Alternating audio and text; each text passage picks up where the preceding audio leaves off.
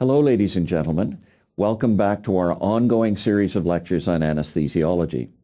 Today we're going to talk about regional anesthesia and analgesia, both how we can provide anesthesia for surgical procedures and how we can produce analgesia for postoperative pain management.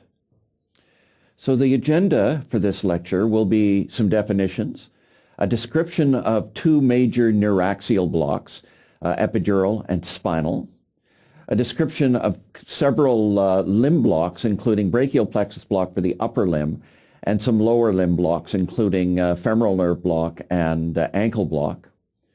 A very brief discussion of autonomic nervous system blocks for pain and diagnostic purposes, and then a somewhat more expanded discussion of intravenous regional anesthesia. So the definitions are pretty straightforward, actually. The injection of local anesthetics into areas to produce anesthesia sufficient for surgical procedures to be performed without discomfort to the patient. That's regional anesthesia. And that's typical of subarachnoid block or spinal block. It's also typical of what we see with epidural blocks. With peripheral nerve blocks, it's never quite as clear as that.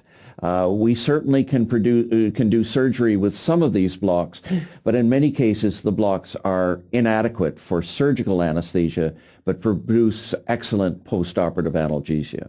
So regional analgesia is the injection of the same local anesthetic into areas of the body to produce analgesia for postoperative pain relief. These blocks are commonly used in upper limb surgery to produce postoperative analgesia.